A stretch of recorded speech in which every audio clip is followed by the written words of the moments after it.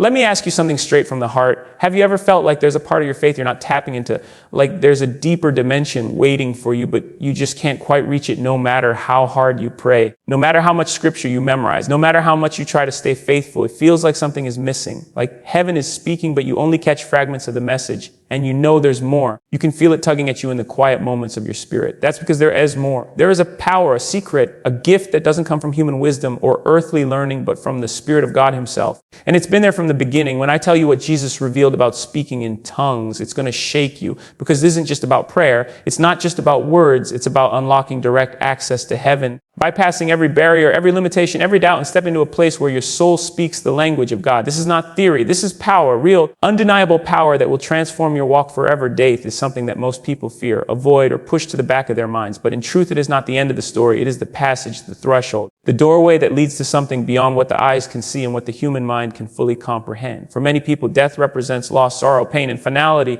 but that is only because we are trained to view it from the earthly side. When you step beyond it, when your spirit separates from your body, you begin to understand that death is not destruction, but revelation. It is the moment when illusions are stripped away and the truth of God's reality is revealed in ways that no sermon, no book, no tradition could ever teach. It is like waking up from a long dream where you thought you knew the rules, only to find out that life was just a shadow of what is real, and the other side is brighter, louder, sharper, and more alive than you ever imagined. Crossing that doorway, you realize that all the things that consumed your mind, money, status, fame, grudges, failures, the anxieties of tomorrow, suddenly lose their grip. They fall like dust from your spirit, because in that realm, none of it matters anymore. You stand face to face with the one who is truth, and every pretense, every mask, every excuse you ever used evaporates instantly. That is why death, far from being the end, is the beginning of understanding. It shows you what is eternal, what cannot be shaken, what has always been waiting to be revealed. Imagine for a moment what it feels like to have your soul pulled out of the body you have lived in all your life. You expect emptiness, you expect darkness, but instead you feel weightless, you feel free. You feel more yourself than you ever did while alive. That's the paradox. On earth you thought you were alive, but in death you finally discover what life really means. And in that state, when you encounter the presence of Jesus, when he reveals to you the mysteries of the Spirit, suddenly the questions you carried for years are answered in a single moment. That is what happens when death becomes the doorway. You see truth without filters, without opinions, without human interference, just raw, divine reality. Now, here is the part that shocks most people. On the other side, when Jesus reveals the power of tongues, it no longer looks like an optional practice or something reserved for certain churches or certain kinds of believers. Instead, it is revealed as a code, a heavenly language that was always meant to be a bridge between the spirit of man and the throne of God. In life, you may hear people mock it, dismiss it, or argue about it, but in death, you realize it was never a subject for debate. It was a gift designed for survival, a weapon designed for warfare, and a song designed for worship. Speaking in tongues becomes understood as not just words you don't recognize, but spiritual fire that cuts through the unseen. When you step through death's doorway, you recognize that the natural world you were so consumed with was never the real battlefield. The real struggle has always been in the unseen, in the spiritual realm where forces of darkness operate and where only the weapons of the Spirit can prevail. And what Jesus reveals in that moment is that tongues are not some secondary experience. They are front line defense. They are the Spirit interceding when your mind doesn't know what to pray. They are heaven's language piercing through the noise of earth. Death exposes this truth in a way life rarely allows, because when I strip your body, you can see spiritual currents more clearly than ever before. The doorway of death, therefore, is not just about leaving behind the physical. It's about entering clarity. It's about entering revelation. When Jesus reveals the reality of tongues in that space, you begin to see how small-minded human debates about it were. On earth, people argue, is it real? Is it necessary? Is it still for today? On the other side, none of those questions exist, because the answer is obvious. It was always real. It was always necessary. It was always for today. And it was always meant to empower believers to stand strong in a world that is constantly under spiritual attack. Death strips away the noise of argument and leaves you with the simplicity of truth. And that truth is that tongues are divine strategy coded into the believer's life. That's why those who have had near-death encounters or experiences beyond the veil come back with fire in their eyes. They understand that life is fragile, temporary, fleeting, but the Spirit's gifts are eternal, unshakable, and critical. They realize that what Jesus reveals in that moment isn't meant to stay hidden on the other side. It's supposed to be carried back, shared, shouted, lived. Because this generation cannot afford to treat spiritual power like an accessory. It is not a luxury, it is a necessity. Death showed them that, but it shouldn't take dying for us to see it. When you think of death as a doorway, you stop fearing it, and instead you begin to prepare for it, not with dread, but with readiness, knowing that every step you take on this side is meant to prepare you for what is waiting beyond. You stop clinging to what doesn't matter. You stop wasting time on what can't last, and you start investing in what cannot be taken away, your faith, your walk with God, your connection with the Spirit. You start valuing prayer and tongues not as an optional practice, but as lifeblood, as oxygen, because death has revealed its value. The power of this truth is that it takes something the world fears, death, and turns it into the very thing that reveals life's greatest secret. It shows that what Jesus revealed about tongues was never meant to scare you or confuse you, but to empower you. It was always about making sure that when the day comes for you to cross that doorway, you are not unarmed, not unprepared, but equipped with the very fire of heaven flowing through your spirit. Would you like me to now speaking in tongues has always been misunderstood by many because on the surface it doesn't look like any decoded by human logic. It sounds strange, it feels unusual, it cannot be decoded by human logic, and so people, there's no expression, but you look, express noise and all it for the fair code of heaven. And as you say, the spirit of a believer is a way of bypassing the lineal human understanding. Our natural language is bound by culture, vocabulary, memory, and logic. We can only speak what we know, but the Spirit of God is infinite. What is happening? In realms unseen, he knows what dangers are forming, what blessings are being prepared, our battle for our forming on our behalf, and situated by our mind, our education, a language that flows directly from the Spirit to heaven like an unbreakable impacted code. When you begin to understand this, you realize why tongues have been fought against so much by the enemy, because anything the devil cannot interpret or disrupt terrifies him. Regular prayers in your own language are powerful, but they can be monitored by forces of darkness. They can be opposed or resisted. But when you pray in tongues, it becomes like a hidden frequency that only heaven understands and only heaven can respond to. It bypasses the interference of fear, doubt, and spiritual resistance. It is as if God planted inside every believer a direct line to his throne room, a hotline that never gets blocked, a signal that never drops. That's why it looks foolish to men, but carries weight in heaven, because it is not about sound, it is about connection. When Jesus reveals the truth of tongues, you see that it was never meant to divide believers. It was never meant to be a badge of superiority or a reason for arguments in churches. It was meant to be a tool of survival, a gift of strength. In moments when you don't know what to pray, in moments when your words fail, when your mind is blank and your heart is heavy, tongues rise up from within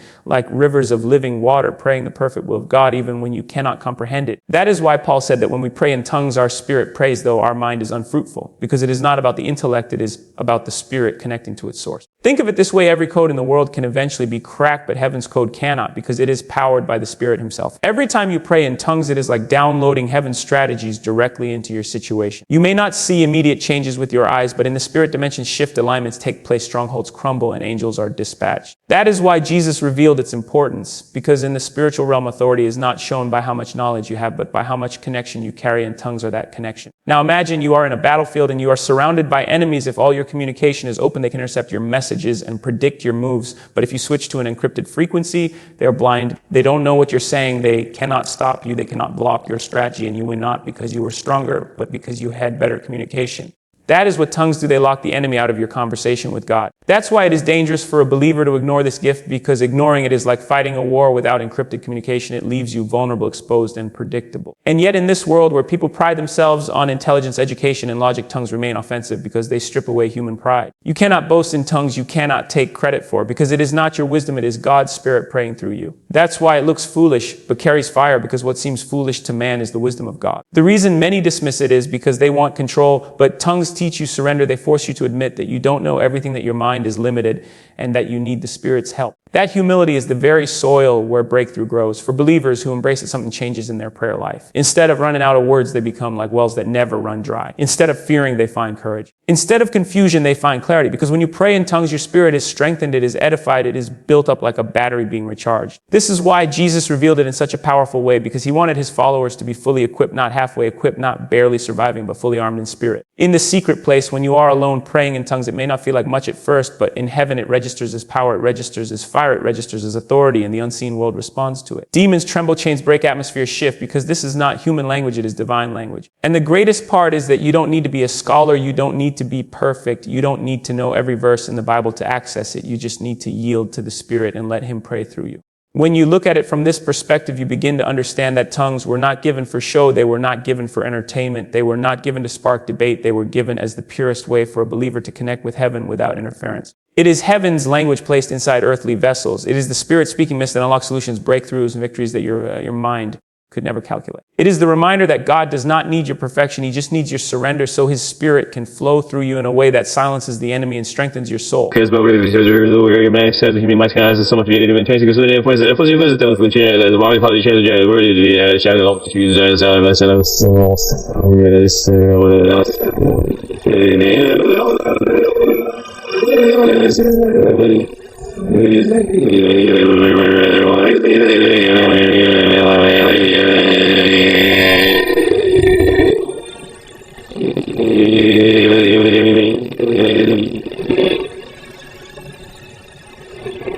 Few spark as much debate and curiosity as speaking in tongues. And when tied to the idea of what Jesus revealed, it reaches another level of depth because tongues are not just about strange utterances or mysterious sounds. They are about communication on a level that bypasses human limitation. And when you think about it, the whole idea of tongues shows us something profound, that our relationship with the divine cannot be boxed into human language. Because language is limited, words are finite, but the spirit is infinite, and sometimes the heart carries burdens or praises that the mind cannot articulate, and tongues become the vessel to carry that weight into heaven. And this is why so many who have tapped into it testify to peace, breakthrough, and even clarity afterward. It is like their spirit had a conversation their brain could never have managed. And when people say Jesus revealed truth about this, it is often tied to the fact that he pointed out the Spirit as a helper, a comforter, and an intercessor, someone who can speak on our behalf when we don't know what to say.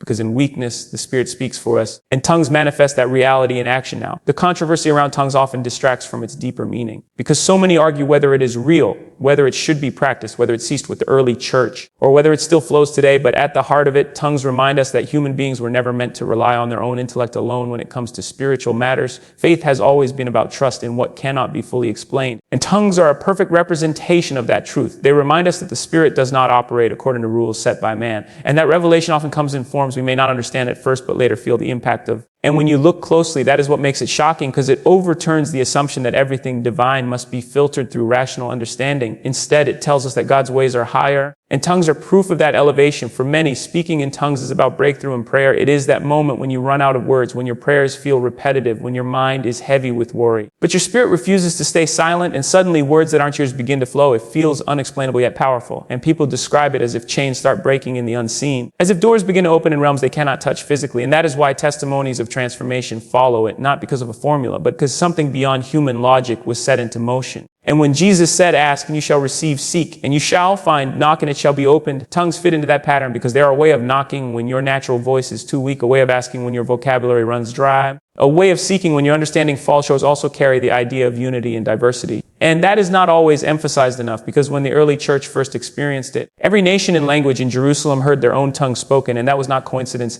It was a divine signal that the Spirit was bigger than borders, bigger than nations, bigger than one culture. And by extension, tongues symbolize that the Spirit can connect any soul with God, regardless of their background, education, or culture. And that means when you pray in tongues, you are not operating out of a limited cultural framework. You are tapping into a universal language, one that heaven always understands. And that is shocking because it dismantles the idea that you must belong to a specific elite, a specific language group, or a specific church in order to access God. Instead, it tells you that when the Spirit fills you, you are already connected, you already have a seat at the table, and nothing can block that. Another layer to this is how tongues strengthen personal faith, because often people see it as an outward act, but those who practice it know that it builds them internally. It creates resilience, it creates boldness, it quiets anxiety, it gives confidence. And when people testify about their walk with Christ, they often note that tongues came at moments of deep struggle, depression, or spiritual warfare. And after praying in tongues, they felt a breakthrough they couldn't explain.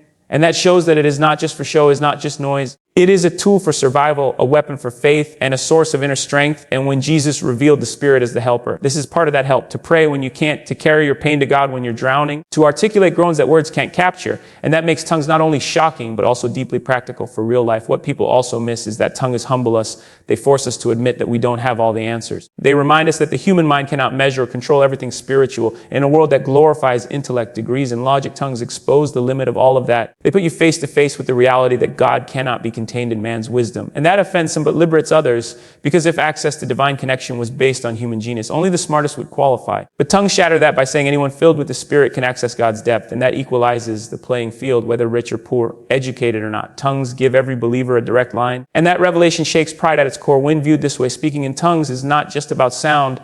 It is about surrender. It is about stepping out of control and letting the Spirit take over. It is about yielding the most powerful tool humans have, the tongue, over to God and letting Him use it for communication that surpasses understanding. And that surrender itself is shocking, because most people are trained to always be in control of their words, to think before they speak. But tongues require the opposite. They require you to trust the Spirit enough to let Him speak through you. And in that act lies one of the deepest spiritual lessons. That power comes not by clinging to control, but by surrendering it to the one who knows more than you ever could. So when people talk about what Jesus revealed about speaking in tongues, they are not just talking about a phenomenon. They are talking about a truth that flips the script of religion. It tells us that God is not just interested in polished prayers. He wants the raw connection, the sound of the Spirit crying out even when the mind cannot. And that revelation shakes traditional understanding, because it means divine access was never about ritual alone. It was always about intimacy. It was always about relationship. And tongues become proof of that intimacy, proof that the Spirit dwells within, proof that heaven hears what man cannot comprehend. And that truth is what makes it both shocking and life-changing. When you start digging into the idea of spiritual gifts, especially tongues, one of the most overlooked but powerful aspects is how they operate as a weapon in spiritual warfare. Because this is not just about speaking strange words or experiencing an emotional high. It's about entering into a battle where the enemy doesn't even understand the language being used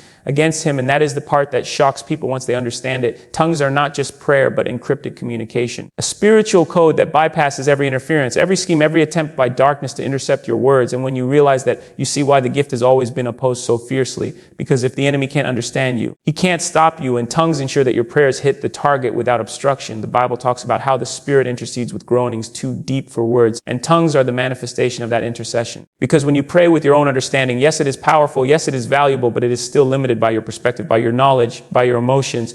But when you shift into tongues, you are no longer leaning on your understanding. You are letting the Spirit take over, and He knows the exact words, the exact targets, the exact strongholds that need to be broken. And it's like stepping onto a battlefield with night vision goggles while the enemy stumbles in the dark. You see clearly, you strike accurately, and your words carry authority, not because of you, but because of the Spirit praying through you. People who practice tongues often testify that when they are in situations of oppression, depression, or intense spiritual attack, praying in tongues brings a release, like a weight lifted, like a force field going up around them. And this is not imagination, it's the Spirit reinforcing them, giving them strength, clearing the atmosphere, and sometimes even shifting circumstances, because the enemy knows the power of prayer. And when that prayer comes through the Spirit directly, it is unstoppable. And that is why speaking in tongues becomes not just a gift, but a weapon. And it should not surprise us, because the same way a soldier would not enter war without his armor, a believer cannot face the spiritual battles of life without the tools given by God. And tongues are one of those tools. It also serves as a way to confuse the enemy, and this is crucial because Scripture often shows us that God has always used confusion as a weapon. Armies that came against His people ended up turning on each other because of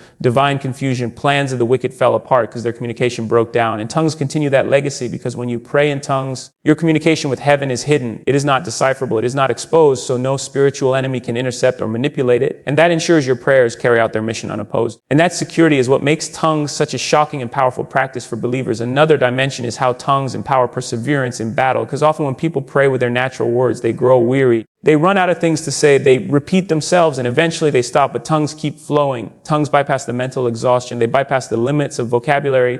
They keep you pressing when your flesh would rather give up. And that perseverance is often the difference between breakthrough and defeat, because sometimes the answer is not about praying once, but about pressing until something breaks. And tongues allow that pressing. They sustain the Spirit. They keep the fire alive, and they keep the believer aligned with God's will when everything in the natural is trying to shut them down. And here's another truth. Tongues not only work as offense, but also as defense, because when you pray in tongues, you are building yourself up. You are strengthening your inner man. And that inner strength is what helps you withstand attacks, because spiritual warfare is not just about what's happening outside. It's about what's happening inside. If the enemy can weaken your spirit, make you doubt, make you afraid, make you collapse internally, he has already won. But tongues edify you. They reinforce your spirit. They make you resilient. And that inner resilience makes you unshakable. So even when storms rage outside, even when opposition rises, you stand firm, not because you are strong in yourself, but because the Spirit has built you up from within. This makes tongues not just an act of communication, but a lifeline. Especially in seasons of trial, and countless testimonies prove this. Believers who were on the verge of giving up but prayed in tongues and felt renewed. Believers who faced impossible obstacles but pressed in tongues and saw miraculous shifts. Believers who were weighed down by depression but found release through tongues. All of these stories show that this is not empty practice, but a channel of real power. And that power makes the difference in whether you sink or rise in the battles of life. Because spiritual warfare is real, and without weapons, people are left exposed. But with tongues, the Spirit equips you to fight battles you cannot even see now. Think of it this way. When Jesus revealed the Spirit as a helper and intercessor, He was equipping His followers for war they didn't even realize they would face. He knew that opposition, persecution, doubt, fear, and spiritual resistance would come. And He gave them a weapon in tongues that would outlast any human scheme. And that's why it is shocking to people when they realize it is not about being super spiritual or being part of a special club. It is about survival. It is about standing strong. It is about winning battles that would otherwise crush you. And once you see it that way, you understand that tongues were never meant to be optional but essential. The beauty of it is also that tongues cannot be counterfeited in the same way natural language can, because natural words can be twisted, manipulated, taken out of context. But tongues are Spirit-driven. They carry purity. They carry divine accuracy, and they cannot be hijacked by the enemy. And that makes them one of the safest forms of prayer, aligned straight to heaven, unfiltered and untouched. And in a world full of interference, that kind of secure connection is priceless, because when you pray in tongues, You know, heaven hears you exactly as the Spirit intends, and that assurance gives boldness, it gives peace, it gives confidence to keep pressing forward no matter what. So when people hear about speaking in tongues and dismiss it as strange noise or unnecessary theatrics, what they are missing is that it is one of the most powerful weapons a believer has in the unseen war of life. It is encrypted prayer, it is Spirit-led communication, it is both shield and sword, and it equips you to fight and to stand. And that is why Jesus' revelation makes tongues not just a practice, but a strategy, a divine strategy to ensure you are never left defenseless, never left voiceless, and never left powerless in the face of any attack. When you think about the power of language, you realize how much of human history has been shaped by words. Kingdoms have risen and fallen by speeches, conversations, and oaths. But when it comes to the language of heaven, speaking in tongues operates on a level no earthly language can touch. It is not bound by culture, not limited by race, not even confined by intellect. It is the Spirit of God giving expression through human lips, creating a universal voice that every believer has access to no matter where they come from or what their background may be. And this is what makes it so profound. Because while nations argue over borders and dialects divide communities, tongues unify believers under one sound, one spirit, one connection with heaven. Think of the Tower of Babel, where God scattered humanity by confusing their language. And then think of Pentecost, where the Spirit came and gave people the ability to speak in tongues that transcended barriers. It was the reversal of Babel, the healing of division. The sign that God was reuniting his people not through earthly systems, but through heavenly speech. And what makes this shocking is that it bypasses the intellect entirely. It doesn't matter how educated you are, how many languages you know, how well you can articulate your thoughts. When the Spirit takes over, he speaks directly, bypassing every wall of human limitation. And that is what makes tongues a universal language. When Jesus revealed this, he was showing that heaven's communication is not dependent on earthly categories. And that is why it carries such authority, because man can argue doctrine, man can twist scripture, man can interpret words in 1,000 different ways. But the Spirit speaks in tongues with clarity that no one can debate. It is pure, it is untouchable, and it is beyond human manipulation. And that's why the enemy hates it, because it creates unity and diversity. It links a believer in Africa with a believer in Asia, a believer in America with one in South America. And it doesn't matter if they can't speak the same earthly tongue. When they pray in the Spirit, it is the same river flowing through them, connecting them in one unbreakable bond. It is also important to understand that tongues are not just communication with God, but also a witness to others, because sometimes when someone hears tongues, it pierces them in ways that logic cannot. It bypasses defenses. It breaks through doubt. It carries weight. And history is full of stories where people heard someone speaking in tongues and recognized it as their own language, even though the speaker had never learned it. And that moment was enough to confirm the reality of God for them. And this shows how tongues are not confined to private prayer, but can spill into the public sphere with undeniable impact. Making it clear that God is present and active, tongues are also a reminder that heaven's kingdom is not restricted to one race, one nation, or one denomination, because too often people reduce faith into categories. They make it about their group, their culture, their system. But tongues shatter that mindset, because when the Spirit falls, he does not choose based on skin color, education, or social status. He moves through anyone who is open. And tongues become the proof that God's Spirit is for all, that his voice can flow through anyone, and that his kingdom is not of this world but above it. And that revelation humbles the proud and empowers the lowly, making it clear that this gift is not earned, not inherited, but freely given. What is equally shocking is how tongues create intimacy with God in a way nothing else can, because in your natural language, you are still limited. You are still choosing words. You are still filtering your emotion. But in tongues, it is raw. It is direct. It is the Spirit revealing what you can't even put into words. And that kind of honesty is what deepens the relationship, because God does not just want your rehearsed prayers. He wants your heart, and tongues give him access to it without restriction. And that intimacy creates transformation, because when you let the Spirit speak through you, he begins to align you with heaven's reality, shaping you from the inside out. This universal voice also teaches humility, because you realize that it is not about you, not about how eloquent you can be, not about how wise you are, but about surrender, about letting the Spirit use you. And that is where real strength comes from, because pride is broken when you no longer rely on yourself to sound spiritual. You just allow the Spirit to move, and in doing so, you learn that God's power is perfected in weakness, and tongues are the living example of that truth, showing that God takes what is weak, what is foolish to the world, and uses it to confound the wise believers who practice tongues often speak about how it makes them feel connected to the global body of Christ. Even if they are alone in their room, they know they are not alone in the Spirit, because somewhere across the world, another believer is also praying in tongues, and that invisible thread ties them together. And that is the beauty of it. Tongues build unity not based on agreement or doctrine, but based on Spirit. And that unity is what Jesus prayed for before the cross, that his people would be one as he and the Father are one. And tongues make that unity real in a way words cannot. Tongues are also proof that the kingdom of God cannot be contained by cultural trends or human systems. Because while languages on earth change, die, or evolve, the language of the Spirit is eternal. It does not fade, it does not weaken, and it will continue to flow until the end of time. And that constancy gives believers stability in a shifting world, reminding that no matter how things change around them, heaven's voice remains the same. Flowing through tongues is a timeless connection between creator and creation. So when people dismiss tongues as strange or unnecessary, they miss the point, because tongues are not about fitting into man's categories. They are about stepping into heaven's reality, and heaven's reality is bigger than nations, bigger than cultures, bigger than human logic. It is the Spirit of God giving every believer access to the same voice, the same power, the same intimacy, And that is why tongues will always shock those who underestimate them. Because they reveal that heaven's language is not bound by earth's limits, but flows freely to anyone who is willing to surrender and let the Spirit move. So after everything